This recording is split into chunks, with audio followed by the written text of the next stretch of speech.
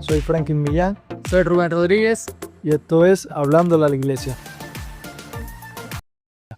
Y Frankie, hoy tenemos un tema bastante interesante. La pregunta que nos llega es ¿por qué hay tantos, o hemos escuchado recientemente de hombres de sana doctrina, de buena doctrina, que han caído? Una pregunta interesante basado en la situación que estamos viviendo actualmente, en la que hemos contemplado, tristemente podemos decirlo, de que muchos creyentes, especialmente líderes conocidos en las redes sociales, en el internet, por ser hombres piadosos, por ser hombres de una sana doctrina, han fallado, han caído en algún momento, han quizás aún apostatado de la fe. Y creo que una de las cosas que pudiéramos quizás comenzar viendo es que esto no solamente le puede ocurrir a las personas que tengan una sana doctrina. También hay un margen abierto a personas o creyentes que no sean líderes conocidos en el mundo de la reforma también, pero que también pueden fallarle a Dios. No significa porque tengas sana doctrina, no vas a fallar. Exacto, y una de las cosas que me sorprende de la pregunta es precisamente eso. ¿Por qué, hombre? Esa pregunta presupone que si alguien tiene buena doctrina no debería pasarle eso. Y creo que eso es un error garrafal. O sea, yo creo que en el mundo evangélico hay personas quizás que más inclinados quizás a una teología reformada, que es lo que el hermano que nos hace la pregunta creo que es lo que tiende por esa sana doctrina. Pero eso no quiere decir que alguien, porque tenga una doctrina, una teología reformada, pueda ser más espiritual o más devoto al Señor que alguien que no tenga esta doctrina. No es que cuando nosotros a veces vemos la vida de creyentes en la historia, nosotros vamos a ver creyentes con una muy buena doctrina, que fueron piadosos y que fueron de impacto, pero también vamos a ver creyentes que quizás no fueron con una doctrina quizás en el sentido reformada y que también impactaron la vida de la sociedad donde vivieron, cosas así. Pero yo creo que una de las cosas que va, como decía Pastor Rubén, es que suponer que tenemos una sana doctrina no nos exime de estar sujetos a caídas. Es decir, no nos deja fuera de ser tentados, no nos deja fuera de vernos en lucha contra nuestro pecado. Tener una sana doctrina es algo importante, sí, lo es. Pero eso no nos exime de estar en una lucha a la cual nos puede llevar en ocasiones a caer, como vemos que ha ocurrido con estos líderes. En este caso, creo que sería bueno quizás hablar un poco acerca de qué pudiera Pastor Rubén, como pastor, como hombre quizás que lleva algún tiempo en el ministerio, qué pudiera llevar a un hombre que tenga una sana doctrina a caer. Es decir, qué aspecto de su vida pudiera tener en cuenta quizás que lo pudiera llevar a él a caer. Yo creo que el primero de ellos, Frankie, es pensar que lo que nos guarda es tener una buena doctrina. Y eso, lo más obvio en este caso es pensar que si tienes una buena doctrina, que si eres una persona que conoce mucho, que conoces porque estamos hablando de personas con un conocimiento bíblico. Yo soy escritores de libros, profesores de seminario, pastores también de mucho tiempo. Y eso es lo que impacta a la gente cuando ve, porque dice, esta persona que me ha ministrado a mí tantas veces, yo lo he usado, yo me he leído sus libros y lo consideraba un gran hombre de Dios y de pronto veo esto, eso me impacta. ¿Por qué? Porque hemos llegado a pensar eso mismo, ahí es donde viene el primer, yo creo, el mayor descuido. Pensar que mi conocimiento, que mi teología, mis títulos académicos, que quizás no es algo consciente. Yo no creo que ninguna de estas personas se pare y diga yo soy un buen creyente porque tengo todo este conocimiento. No creo que pase así. Pero con el tiempo puede ser, y le pasa a muchas personas, que se llenan la cabeza de conocimiento, pero no tienen una vida piadosa. Eso es interesante. Entonces, ¿cree que una de las deficiencias está en el hecho de descuido de la vida personal, de la vida privada de ese líder? Descuido en su relación con Dios, en su comunión con Dios. Bueno, en estos días estamos leyendo y lo estamos compartiendo con la iglesia, una iglesia conforme al corazón de Dios, el libro del pastor Miguel Núñez, y él menciona como una de las cuestiones que ha afectado a la iglesia de hoy es el sobreénfasis en la academia, en lo que es la preparación académica por encima del carácter. O mucho conocimiento, mucha preparación y poco trabajo en carácter. Y es una realidad. A ver, nosotros que hemos estudiado en seminarios, sabemos, por experiencia que muchas veces los seminarios, el énfasis de los seminarios está en prepararte académicamente. Asignaturas para que tú aprendas a estudiar la Biblia, para que tú conozcas, hay asignaturas de geografía, asignaturas de hermenéutica, asignaturas de liderazgo, asignaturas de esto, asignaturas de lo otro, pero no hay un trabajo en la vida de piedad del líder que están preparando, al pastor que están preparando. Entonces sí, tiene mucho conocimiento, pero se ha descuidado su carácter. Y tú y yo sabemos que grandes muchos los problemas en las iglesias, las divisiones y demás, y los conflictos que tenemos a veces nosotros mismos entre grupos de creyentes y las opiniones diversas, que a veces terminan en divisiones, no tienen que ver con la doctrina, tienen que ver con el carácter. Entonces, a veces no es tanto que la doctrina divide, sino más bien que no poder lidiar con el carácter de las personas, aún teniendo una buena doctrina, es lo que puede ser que provoca la división. Porque hay veces que ha existido una división entre personas que sostienen una misma doctrina, pero por deficiencia de su carácter no han podido lidiar juntos. Y eso es lo que ha producido quizás un quiasmo, una separación. Yo estoy convencido de eso, porque a veces las divisiones, hay cosas que son innegociables, y tú lo sabemos. El evangelio es innegociable. Pero tú puedes tener una postura en un tema y yo en otra. Y eso no quiere decir que tengamos que dividirnos y aborrecernos y irnos cada uno para nuestro lado. Sencillamente, ¿qué es lo que nos lleva a dividirnos? Mi carácter que yo quiero ganar, mi orgullo no me deja, no me permite que yo pueda aceptar que tú no pienses igual que yo y que no aceptes lo que yo creo. Y ese orgullo me lleva a mí a dividirme, a separarme, a tener... tiene que ver con eso, tiene que ver con el carácter. Yo creo también que una de las cosas que ha producido que algunos líderes importantes, reconocidos, que han ministrado la vida de muchos de nosotros, mía personalmente pudiera también decir, es que los ha llevado a caer, es que algo que nosotros ponemos en práctica es, por ejemplo, el hecho de la rendición de cuentas. Yo creo que eso es algo muy, muy bueno para los líderes. Creo que muchos de los líderes que han caído en los últimos tiempos es porque han dejado de poner esto en práctica. Lo que es el hecho de rendir cuentas, de ponerse delante de otro líder, delante de otro pastor y exponerle sus preocupaciones, exponerle su vida privada, pedirle a ese pastor que ore por él o a ese hermano maduro, a ese líder maduro, pedirle que ore por él. Yo creo que eso ha hecho, la falta de práctica de eso ha hecho que muchos líderes caigan. Uno de los ejemplos de los que nosotros hemos escuchado que han caído, una de las cosas que se comenta acerca de qué fue lo que le llevó a caer fue que tuvo un ministerio muy itinerante. Estaba de un lugar a otro dando conferencias, un lugar a otro dando conferencias y no tenía tiempo para estar en su iglesia con los demás pastores rindiendo cuenta quizás. Y eso puede haber sido algo que fue como propicio para que él fallara, ¿me entiendes? Para que él cayera en su vida como ministro. Sin lugar a dudas. Y algo que nosotros tenemos que tener en cuenta es que nosotros no podemos confiarnos. Y uno de los pasajes que a mí me ha gustado mucho en ese sentido es cuando Jesús está orando en Getsemaní. Y él, ante la tentación, ante la realidad de que iba a ir a la cruz, dice el texto en Marcos 14, versículo 34, dice que Jesús estaba muy triste. Digo, mi alma está muy triste hasta la muerte. Jesús estaba triste. ¿Y Jesús qué hizo en ese momento?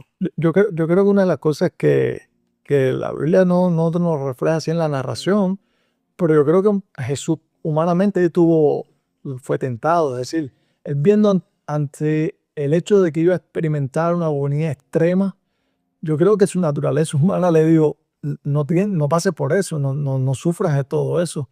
Se vio quizás tentado en cuanto a eso. Bueno, Hebreo nos enseña que Jesús fue tentado en todo, pero sin pecado. Exacto. Yo creo que él sí pudo experimentar la tentación de salirse del camino, de no ir a la misión. De hecho, su motivo de oración es ese. Dice que se postró y oraba, si es posible, que pasara de él aquella hora. Entonces, ¿cree, pastor, que ese fue el clic del éxito de Jesús para no ser vencido por la tentación ahí? Bueno, es que mira lo que él le dice a los discípulos. Él le dice a sus discípulos que lo acompañaran y después cuando llega ellos están durmiendo y mira lo que dice en versículo 37. Vino luego y los halló durmiendo y dijo a Pedro, Simón, ¿duermes? ¿No has podido velar una hora? Velad y orad para que no entréis en tentación. El espíritu, la verdad, está dispuesto, pero la carne es débil. Y eso es lo que yo creo que pasa muchas veces, Pastor Frankie. El espíritu está dispuesto. Yo estoy seguro que estos hombres que han caído y que son cristianos, aquellos que se han permanecido fieles, que han reconocido su pecado y están luchando, yo creo que ellos pueden ser hijos de Dios. Y yo creo que su espíritu, su ser interior estaba a la disposición de ser fieles, pero la carne es débil. Y lo que Jesús le dice a Pedro es que debe orar, debe velar y debe orar para no entrar en tentación. Y yo creo que en algún punto en la vida de un hombre de Dios, cuando esto ocurre, cuando se descuide el velar y el orar, bueno, ya lo dijo Jesús, el espíritu está dispuesto, pero nuestra carne es débil. Es interesante porque ese hecho de la vida de nuestro Señor Jesucristo relacionado con sus discípulos nos muestra algo interesante. Después, cuando llegó un momento entonces en que había que mostrar la fidelidad a Jesús, en que había que decir yo soy un seguidor, ¿qué pasó en ese momento? Es decir, cuando Jesús fue arrestado, los discípulos, ¿qué hicieron en ese momento? ¿Qué pasó? Ellos abandonaron al Señor. Exacto. Se dejaron llevar por la debilidad de la carne. Quizás si hubieran orado, si hubieran permanecido fieles en la oración, hubieran tenido fuerza quizás para enfrentar ese momento. Y el más valiente pareció fue Pedro, el mismo que el Señor Jesús le dice eso. Pero cuando pudieron decirle por cualo, la roca se apretó, Pedro ¿qué hizo? Pedro abandonó también. Porque en realidad muchas veces somos vencidos por eso. Porque no tenemos un sistema en nuestra vida en el cual orar sistemáticamente, tener comunión con Dios, beber de la fuente de la vida que es el Señor Jesucristo, que nos provee fuerzas para poder vencer a la tentación. Exacto. Entonces, yo creo que por ahí tenemos algo clave, algo fundamental en la vida del creyente. No quieres caer, ponte a orar. Dedícate a tener comunión con el Señor. Dedícate a ir delante del Señor y a exponer tus debilidades, exponer cosas que tú sabes que por medio de las cuales tú puedes ser tentado y puedes ser llevado a fallarle a Dios. Ponse delante del Señor, reconoce que no tienes fuerzas para vencerla por ti mismo y pídele al Señor que te dé fuerzas para hacerlo. Pero en cuanto a estos líderes que nosotros sabemos que han caído, una de las cosas más prominentes de ellos es su conocimiento teológico, su manera en exponer las escrituras, doctrinas profundas, hacerlas de maneras claras. Y les vemos con personas con mucho conocimiento teológico. Pero después nos asombra saber de la vida de ellos que fallan y caen. ¿Qué pasó ahí, pastor? Según primera de Timoteo, capítulo 4, versículo 16, una de las cosas que Pablo le dice a Timoteo es que ten cuidado de ti mismo y de la doctrina. ¿Qué fue lo que pasó ahí, pastor? En estos casos de estos líderes que nosotros han caído, ¿qué pasó? ¿Se cambió el orden? ¿Se alteraron las cosas? ¿Qué crees que haya ocurrido con ellos? Qué interesante, Pastor Frankie, el versículo que menciona la Escritura, porque Pablo es muy claro con Timoteo, le dice, cuida de ti y cuida de la doctrina. ¿Es importante la doctrina? Y claro que es importante. Y obviamente, pero es más importante, o en orden de prioridad, tienes que cuidar de ti mismo. Y yo creo que lo que ha pasado es lo mismo que tú acabas de mencionar. Se ha sobreenfatizado la doctrina, pero no se ha cuidado de la vida personal de la persona. Yo creo que es lo que ha pasado. Estos líderes se destacan en las redes sociales por ser hombres doctrinalmente sanos, en el sentido de tener una doctrina reformada, quizás por ser hombres muy destacados en la academia. Siempre se consulta a ellos para saber qué se cree con respecto a veces que son doctrinas difíciles o puntos difíciles, oscuros con respecto a la doctrina. Y después entonces nos entristecemos al saber que estos hombres que nosotros consultamos para conocer han caído. Y creo que, como usted dice, porque han cambiado el orden que Pablo le dio a Timoteo, ellos lo cambiaron. Cuidaron de la doctrina, escribieron libros acerca de la defensa de la fe, acerca de doctrinas puntuales quizás para la iglesia, pero sus vidas parece que la descuidaron en algún punto y los llevó al momento en que sabemos que han llegado a sus vidas, que han caído, que se han apartado de la fe. Y esto es algo triste. Yo creo que esto debe llevarnos a una conclusión. Y es que, como sabemos, todos cristianos sabemos, la Biblia no falla. Si el Señor te dice que algo debe ser en ese orden, hazlo en ese orden. Y como líder, como pastor, una cosa que Pablo le exhorta a Timoteo y que también exhorta a todo líder, a todo pastor, en todo tiempo, es que se cuide de sí mismo y que posteriormente cuide de la doctrina. Si alteras ese orden, estás yendo en contra de lo que Dios ha dicho y estás corriendo mucho peligro. Estás corriendo mucho riesgo que te pueden costar después en un futuro. Ese es un buen consejo. Si eres pastor o eres algún líder en el mundo cristiano, nuestra exhortación es, que es la exhortación que nosotros nos aplicamos nosotros mismos. Cuida de ti mismo y después de la doctrina. Sí, sí, sí. Hay que aprender, hay que desarrollarse teológicamente, hay que crecer, hay que tener un buen conocimiento. Todo eso está muy bien. Buen bagaje teológico, como decía. Pero eso no es lo que te va a sostener cuando venga la tentación a tu vida. Yo creo que la vida de piedad debe ser algo fundamental en todo líder. En el sentido de que uno debe tratar de ser cada día más semejante a Cristo. Ser más imitador de. Eso te va a ayudar a poder ser más fiel en momentos de tentación. Por supuesto, eso te va a ayudar también a crecer en conocimiento de la palabra. Pero debes enfocarte tú en tu persona, en tu ser más como Cristo. Es lo que quizás te va a fortalecer para el momento de la prueba tu poder vencer y no ceder. Y el consejo también lo tenemos todos los creyentes, porque aunque usted no sea un pastor, usted también es un hijo de Dios, usted va a experimentar esto. Algo que estamos viendo en el cristianismo del día de hoy es ese sobreénfasis en conocer, conocer, conocer y no tener vida de devoción. Y lo vemos a diario en nuestras vidas. Alguien llega y te pide un consejo y te dice, estoy lidiando con esta situación, ¿qué libro me recomienda? Y uno dice, bueno, vamos a la palabra de Dios, vamos a ver. Sí, yo sé lo que la palabra de Dios dice, pero ¿qué libro? ¿Qué libro? Entonces, estamos viendo que muchos creyentes hoy están dependiendo de que están poniendo su vida en manos del conocimiento teológico y no la están poniendo en las manos de Dios. O sea, ¿tú crees, Frankie, que ir a un libro a aprender lo que alguien dijo del matrimonio es lo mismo que ir delante del autor del matrimonio en oración, con la palabra abierta, con el corazón abierto y humillarse delante de Dios? ¿Qué tú crees que va a tener más efecto en resolver los problemas del matrimonio? Yo creo que indiscutiblemente que tú vayas a la Escritura y que intimes con Dios a través de la oración. Yo creo que la Biblia, como palabra eterna de nuestro Dios, tiene la solución a cualquier problema que el cristiano enfrente en su vida, tanto matrimonial, crianza de los hijos, vida económica, finanzas. Cualquier situación que el creyente enfrente en la vida cristiana, tiene en la Escritura la solución a ese problema. Pero yo creo que a veces nos pasa eso. Queremos ser rápidos, encontrar un libro que me diga 7 pasos para salir de la depresión, Sí. o buscar 5 principios para tener un matrimonio excelente. Y no queremos entonces sentarnos a ver en la Escritura qué dice Dios con respecto al matrimonio. O qué dice Dios con respecto a nuestra crianza de los hijos, por ejemplo. No queremos orar al Señor y pedirle al Señor, ayúdame a ver mi problema, ayúdame a ver cómo tú me dices a la luz de la Escritura que debo solucionarlo. No queremos pasar ese trabajo. ¿Que es un trabajo bueno? Sí. Es un trabajo excelente, es un trabajo que va a transformar tu vida y va a ayudarte a solucionar tus problemas. Pero a veces nos pasa eso. Estamos en la época de dame lo más rápido posible cómo solucionar este problema, y inmediatamente lo que hacemos es ir a buscar un libro. Sí, en el mejor de los casos. En el mejor de los casos. En el peor de los casos, ven 2 o 3 videos de 2 minutos de YouTube y creen que eso va a resolver el problema. Y yo creo que el enemigo de nuestras almas, pastor, ha logrado desviar a los creyentes de lo que verdaderamente importa. Ha ganado terreno en ese aspecto. Y quizás otro consejo que podemos dar en este sentido es que podamos hacer una evaluación de nuestro día. Si nosotros estamos dedicando más tiempo a leer libros, aunque sean cristianos, que el tiempo que estamos dedicando a leer las escrituras, a tener comunión con Dios, hay un desequilibrio en nuestra vida.